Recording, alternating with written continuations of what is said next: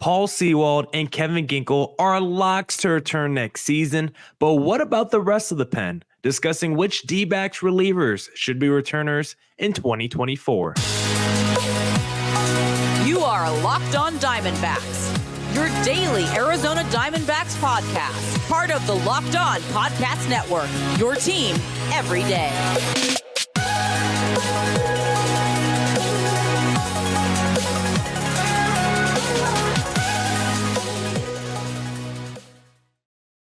Welcome back into the Locked On Diamondbacks podcast, part of the Locked On Podcast Network, your team every day. Today's episode is brought to you by Jace Medical. Empower yourself when you purchase a Jace case, providing you with a personal supply of 5 antibiotics that treat 50 plus infections. Get yours today at jacemedical.com. That's JASE medical.com. I'm your always charismatic host, Millard Thomas. I'm a multimedia journalist and I'm a graphic designer. So please go check out my website, millardthomas24.myportfolio.com to see all of my latest work. Thank you for making Locked On Diamondbacks your first listen every day. I've been doing this podcast since 2020, and now the Dbacks face one of the biggest off seasons in their franchise history. And on today's podcast, we're going to be talking a little bit about the offseason, which Dbacks relievers should be returning to the pen in 2024. That's what we're going to get into today, because this Dbacks bullpen ended up being pretty crucial for this Dbacks team down the stretch. So many times the last few seasons, we've looked at the pen as the weakness, the vulnerability. I knew as that word entered my head, I was going to struggle and say it. We know the Dbacks bullpen has been the weakness holding this team back the last few seasons under the Mike Hazen era. It's probably been the biggest hole in his resume, trying to find good relievers for the back end of the bullpen. Since I took over this podcast in 2020, he has been struggling in that department, from the Hector Rondones, the Junior Guerreras, the Joakim Sorias, the Tyler Clippards, all the guys we like to bring up every time we talk about bad bullpen. Oliver Perez came out of retirement, was going to go to the Mexican Independent League. Like, there's been some really bad relievers for the D-backs bullpen over the years. There's some not so good relievers in the D-backs bullpen right now that we're going to discuss whether they should be returning or not next season. But the D-backs bullpen this year actually turned around and was actually a strength down the stretch and in the postseason, if you could believe that. The D-backs bullpen was pretty solid in the first half of the season. You had guys that were, of course, up and down through the year. They retooled a little bit at the trade deadline. They struggled those first 50, 60 games after the All-Star break. But then that final month of the season, you look at those last 3 weeks, the D-backs bullpen was on fire. They carried that momentum into the postseason, and the D-backs bullpen ended up pitching to like a 3.58 ERA in the postseason. I think they were even better than that if you look at the numbers pre-World Series, like really dominant stuff by their bullpen throughout the postseason. And really, if you take out like that Game 2 start in the World Series, like this was almost a flawless postseason by the D-backs bullpen. Maybe you take out Game 1 of the World Series as well, just because Paul Sewald blew that save. But this D-backs bullpen, time and time again in the postseason, came through, made big clutch outs. Maybe you had someone like Kevin Ginkel come in and bail a starter out. Ryan Thompson would do the same thing, come in, high leverage moment, inherited runners on, get his starter out the game, or whatever reliever was out there, help him out of a big jam. Sal Frank was doing it too. Sewald, like the D-backs bullpen, complete effort in the postseason. We even saw some positive things from guys that we were unsure about, right? A guy like Luis Frias, I think, really showed some stuff and flashed some potential in the D-backs bullpen during the postseason. I think a guy like Ryan Nelson, who we didn't trust at all coming out the pen, looked really good in one of those World Series games where he had to come out the pen and pitch multiple innings. It was in that bullpen game of the World Series, and Ryan Nelson looked very dominant and comfortable coming out the pen in that situation. So you look at this D-backs bullpen from the past season, finished pretty much middle of the pack in so many different categories. You look at ERA, strikeouts, walks, whip, like any category you want to look at, D-backs were pretty much middle of the pack in, and that's okay. Like this D-backs bullpen for the last few seasons, we were like, you know what? I mean, specifically the 2022 season, we were like, you know what? If this D-backs bullpen was middle of the pack, maybe the D-backs jump from 74 to a 500 team or 84 wins. And little did you know, just getting a middle of the pack bullpen vaulted this D-backs team to the World Series. Now, obviously, the bullpen pitched a lot better than just average in the postseason, but an average bullpen at least got the D-backs above 500, got them to a wild card berth, and then we of course know what happened after that. So having a good bullpen was such a revelation for the D-backs, and we're going to be talking about which D-backs relievers from that pen, based off the postseason, based off the regular season, should be returning to the D-backs in 2024. Because remember, you can only carry 13 pitchers in the regular season. With 5 of them being starters, that leaves 8 dudes in your bullpen, unless you don't care about that number 5 spot in your rotation, because it seems that's kind of the way modern baseball is going. Maybe you get an extra reliever out there and go with the bullpen day for that number 5 spot in your rotation, but I don't think the D-backs are going to do that. I think most teams are going to ride with a number 5 starter. So let's pretend the D-backs have 5 starters in their rotation, 8 relievers.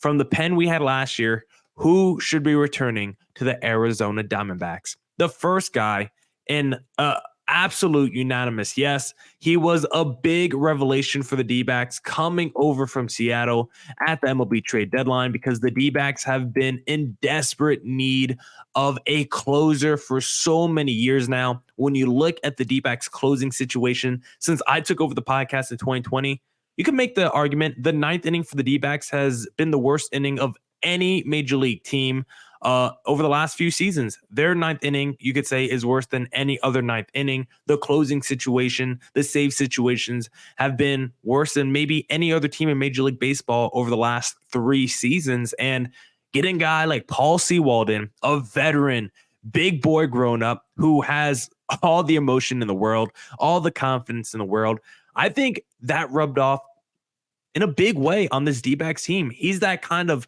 charismatic guy when he's out there on the mound screaming after strikeouts. Like, that gets the dudes in your lineup, the dudes in the clubhouse fired up. Paul Sewald brought so much energy to this D-backs team, and I think he's going to have a pretty good season for the D-backs next year. In his small sample size in the regular season, 3.57 ERA, 13 saves in just 17 innings pitched, double-digit strikeouts per 9. That's what I love about Paul Sewald. He can get those strikeouts without being overly reliant on velocity. He's a 2-pitch guy, low 90s fastball with the sweeper, but he executes his pitches at a high level, and he has great movement as well. Paul Sewald, I absolutely love him. Until he faced the Texas Rangers in the postseason, he had not given up an earned run all postseason for the Arizona Diamondbacks. He was shut down in the postseason until he got to the World Series. Paul Sewald finally having a good closer, finally having a guy they could trust to come out in a safe situation. How many times with the D-backs the last couple of years we're like, okay, D-backs up, 4-2 after 7 innings or after 8 innings. How are they going to blow this game? I can finally go into the 9th inning, up 1, up 2 runs, and feel like the D-backs are going to win it. You didn't feel that way with Mark Melancon or Ian Kennedy closing games, but with Paul Sewald and in case of emergency, Kevin Ginkel closing games, you best believe I have the utmost faith in the D-backs closing situation going forward. Now we'll talk about whether Kevin Ginkel should return to the D-backs in 2024. I think we all know the answer to that question. But first, I want to talk to you guys about Jase Medical. Whether you're on extended travel, bracing for a major weather event, or limited by yet another supply shortage, you are covered, my friend. Thanks to our partners at Jase Medical, life-saving antibiotics and a long list of daily medications can be ordered in a 1-year supply. Go online right now at jasemedical.com to receive your 12-month supply on your daily medication. Remember to use promo code LOCKEDON at checkout for a discount as well. A verified customer had this to say about Jase. I am thankful for this service. Supply chain issues caused me to cut pills in half to have it. I ordered most of my daily meds with a year supply. I also ordered a antibiotic kit. I feel secure now. Prices are lower than local pharmacies. I highly recommend this for everyone. If you or someone you love would get some peace of mind by having a year's supply of any daily medication, go to jacemedical.com to see if it's offered for you. Remember to use promo code LOCKEDON for $20 off your purchase.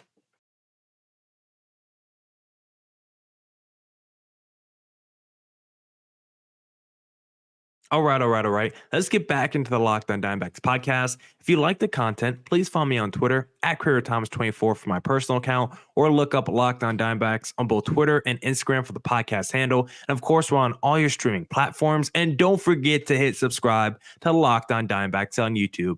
Now let's get back into the podcast. And like we said, to tease the last segment, Kevin Ginkel, should he return to the D-backs in 2024? I think we all know that answer. A resounding yes, because I think Kevin Ginkel right now is probably every D-backs fan's favorite reliever. I mean, one, he's an Arizona product, drafted by the D-backs, went to almost threw up in my mouth, U of A, trying to say that because, of course, I'm a Sun Devil, baby, forks up. But Kevin Ginkel, Arizona guy, great rookie season, 1.48 ERA, kind of struggled the next couple years, bounced back in 2022, and they came all the way back in 2023 to the tune of a 2.48 ERA in the regular season. Then, of course, in the postseason, Kevin Ginkel took it up another level, 11.2 innings pitched, 15 strikeouts, no earned runs. This man was absolutely dominant in the postseason, and he's someone still upper 90s fastball with that slider sinker combination, but mostly just likes to go fastball slider as his main two ingredients in his dish. And it is super effective for Kevin Ginkel. Missing bats at a high rate this past postseason, was absolutely shut down in high leverage moments in the postseason as well. I don't know if there was a reliever I trusted more than Kevin Ginkel coming out the pen in both the regular season and the playoffs combined.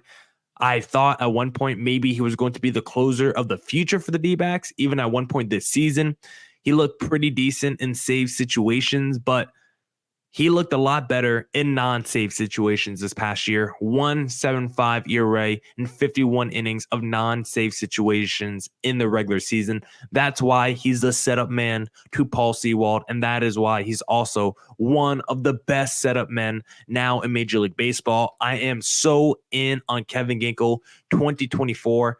Look out for him as a potential all-star reliever next year if maybe he doesn't get a lot of saves because that's all going to Paul Sewald. But if he's like a sub-2 ERA guy with elite strikeout numbers, which I think is possible for him, I think he's going to have a ton of innings pitched as well. And maybe he does become the closer. If anything does happen to Paul Sewald, Kevin Ginkel on the radar for me as a D-backs all-star for next season. How about this guy? A little blast from the past. Maybe you forgot who he is. Maybe you have him ingrained in your memory because of how much he struggled and the games he blew and lost us this year. Scott McGough. McGough was not that dude this past season, and I definitely hope the D-backs decide not to bring him back. The issue is he is under contract for next season, so I don't know what the D-backs want to do about that, but they need to do something because Scott McGough just wasn't good for the D-backs this past year.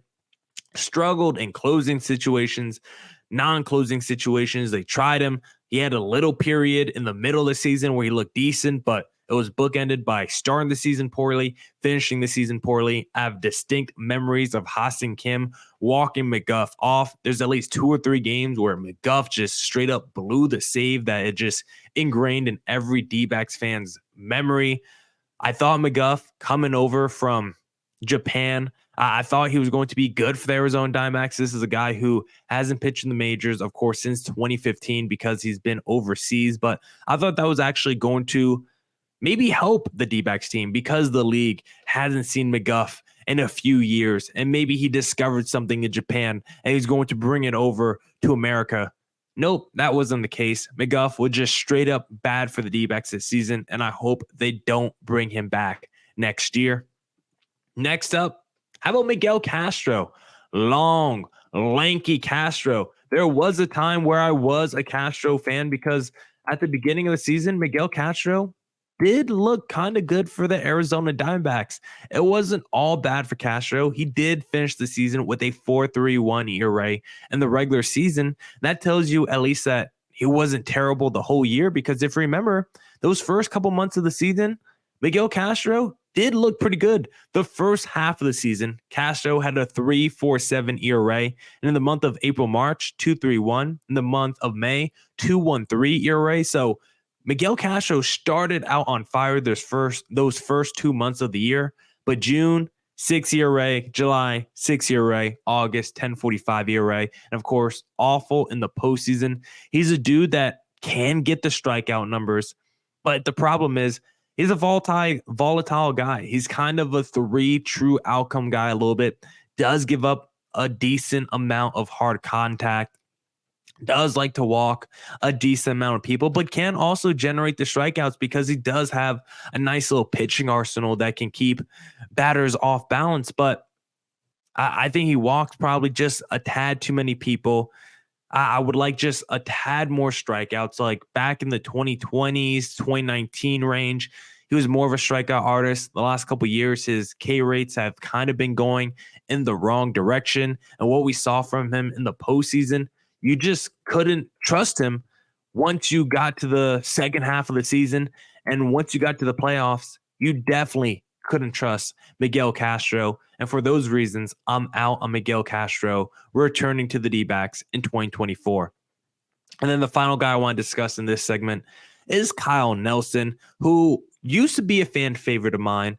Last season, the year before, I thought Kyle Nelson was one of the revelations for the D-backs bullpen. Last season with the Joe Mantiply, Kyle Nelson was one of the most consistent go-to relievers that I trusted in high leverage moments. But this past year, Kyle Nelson just wasn't that dude. And one of his issues was he was one of the league leaders in inherited runners allowed. Like when Nelson came in the game and there was runners on, a lot of the times those runners scored. And that is the epitome of what your reliever is not supposed to do. They're supposed to come in and help the other relievers or starters out of jams. And Kyle Nelson, repeatedly being the lefty specialist, came in and did not do his job. The strikeout numbers were good for Kyle Nelson, almost 11 strikeouts per 9 innings. Walk numbers below, he had 2.3 walks per 9. So like the K rate was good, the walk rate was good, but almost double digits hits per 9. Like he just gave up way too much contact this past year, gave up way too many hits. A lot of times those hits he gave up came with runners and men on the bases already. So runners in scoring position and men on the bases. So Kyle Nelson, I just didn't think he had it this year. And considering the D-backs found some other lefties that I like in the pen a little bit more now, I think Kyle Nelson's time with the Arizona Diamondbacks could be up, and I wouldn't mind seeing if we can upgrade that lefty specialist position. Now we'll discuss some more relievers from the D-backs pen this past season on whether they should return or not for the 2024 season. Guys like Ryan Thompson, Joe Mantiply, Luis Frias, should they come back? Let's talk about it next. Welcome back into the Locked On Diamondbacks podcast. If you like the content you see, please follow me on Twitter at CareerThomas24 for my personal account. Look up Locked On Diamondbacks on both Twitter and Instagram, streaming on all podcasting platforms. And please hit subscribe to Locked On Diamondbacks on YouTube. Now let's talk about some more relievers from the D-backs pen and discuss if they should return next season. Next up is Joe Mantiply, who had an up and down year this past season with the Arizona Diamondbacks. At one point, we were like, is Mantiply cooked? Should he be one of the D-backs go-to lefties out the pen? You look at his ERA to end the season, 4.62 is not something that you want to see. That does not make me feel good as a Joe Mantiply, stan. But Mantiply was someone that got better as the season went on. First half ERA, 5.74. You could see why so many D-backs fans were upset with Joe Mantiply, why so many D-backs fans were frustrated, especially coming off an all-star season. We put up some historical numbers like Mantiply was just absolutely awful in the first half of this past season. And it was like, you know what? Maybe Joe Mantiply is cooked. Maybe he isn't the guy from 2022. And a lot of people thought he was going to regress coming into this season. But the way he regressed the first half of the year just was way too much. And he was someone that the D-backs really counted on being good in their bullpen coming into 2023. But as the second half went on, Mantiply got better. And if you look at his September-October numbers, 1.38 ERA in the last 13 innings pitched of the regular season. And then, of course, in the postseason, Joe Mantiply was actually good for the Arizona Diamondbacks. When you did the bullpen game, Joe Mantiply actually came through in those situations. His ERA from this past postseason, it says 4.7, but I do think he pitched better than a 4.7 ERA this past postseason. And Joe Mantiply is someone that I would bring back next season. I don't think he's the sexiest guy. You look at his arsenal. Joe Mantiply is not going out there and throwing 99. He's not hitting the radar gun with nothing, with no heat, right? He's a sinker ball, below 90-mile-an-hour pitcher, rarely uses that fastball, wants to keep it down, pitches some contact. But I do like Joe Mantiply. I am a believer that he can be a solid player and bullpen piece. And I do want him back in the D-backs bullpen for next season. How about Luis Frias? This guy's a little bit controversial. He, of course, has given up a lot of hard contact throughout his career, but there's no denying when you look at some of the stuff for Frias, some of it's nasty, right? He can throw a high velocity fastball, got a crazy break on his curveball. Like some of the stuff that a Luis Frias can throw is nasty, can strike out dudes at a pretty good rate as well. But his issue is gives up a lot of hard contact. His balls get sprayed all over the field. Also likes to walk a ton of dudes. Like his command had just been an issue throughout his career. But when Luis Frias is right, that dude looks like he has the talent to be something special. I think he flashed some this past postseason. I was kind of impressed with how Luis Frias looked in the postseason. 1.35 ERA in 6.2 innings pitched in the postseason. Frias is someone that I do want to give a look to next year. As a young guy with the arsenal he has, upper 90 stuff with some secondary stuff that could play off of it. I'm kind of in on Frias being a diamond in the rough in 2024. And then speaking of diamond in the rough, how about Ryan Thompson? Revelation for the D-backs this season, picking him up off the waivers. Ryan Thompson is a lock to come back to the D-backs next season. He had that really weird side angle kind of throw for the D-backs. Very distinct kind of technique when he's out there on the mound, but you can't deny that he's not effective with the way he pitches, because I don't think he gave up a run this past regular season for the D-backs. I'm going to double check it right now. Gave up, that's why I had to double check it, 1 earned run in 13 innings for the D-backs in the regular season. And then it was a while before he gave up an earned run for the D-backs in the postseason. And he was always the first guy where it was like, if the D-backs starters left the game and the offense had to lead and you got the ball to Ryan Thompson, it felt like the D-backs were going to win that game. Sinker ball, slider pitcher mostly, and he was just super effective for the D-backs in the regular season and the postseason. I think he earned himself a lot of respect, and I think D-backs fans are all in on Ryan Thompson. There's no way he doesn't return to the D-backs in 2024. That's already a lock. Same with Sal Frank, a guy in the D-backs organization, was crushing it in the minor leagues. Super high strikeout numbers in the minor leagues. Comes up to the D-backs, throws zeros in 10 innings in the regular season. Gets to the postseason, looks a little bit more shaky and unconfident, but he was a rookie who barely had any playing time under his belt in the regular season, and then is immediately thrusted into postseason games. And I still think he fared pretty well. There was a couple times he got somebody out of a jam in the postseason.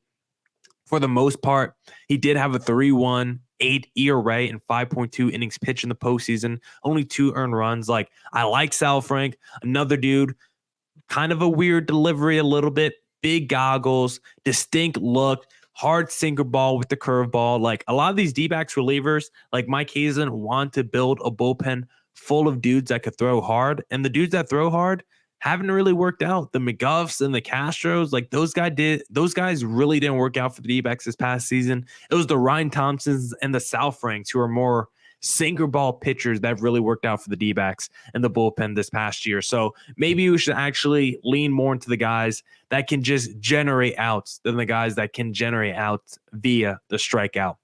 And then finally, got one more spot in the bullpen that I want to give it to one of these 3 guys. Slade Cecconi, Bryce Jarvis, or Ryan Nelson. I want one of those 3 guys to get the 7th spot in the bullpen. One could be a long reliever, and another could potentially be the number 5 starter for next year. But I did like Ryan Nelson's little appearance out the pen in the World Series to save the day. Bryce Jarvis and Slade Cecconi, I thought, were pretty good as rookies this past year. I want to see one of them as a potential long reliever when stuff goes sideways in the regular season next year. And maybe one of them as a potential number 5 starter for the D-backs next year. I think Tommy Henry is a favorite for that, but one of those guys could be first one up if a guy like Tommy Henry is hurt or just not performing well. So with that said, that's 7 relievers that I said yes to: Sewald, Ginkel, Joe Mantiply, Luis Frias, Ryan Thompson, Sal Frank, and then one of Slade, Bryce, or Ryan Nelson. Now, that doesn't mean just because there's only one spot left that the D-backs should only go out there and sign one reliever. They should still try to sign 2 or 3 really good high leverage relievers, because you can still move your youngsters up and down between the minors and major leagues based on injuries, performance, etc. So just because I picked 7 dudes who I want to return to the D-backs pen next year, that doesn't mean Mike Hazen shouldn't add multiple talented arms to this pen, and let's go on another deep postseason run built by a strong bullpen. Now, that's it for this edition of the Locked On Diamondbacks podcast. Come back next week for more Diamondbacks news, coverage, and insight. Thank you for making Locked On Diamondbacks your first listen every day. And as always, stay safe, stay healthy. Doses.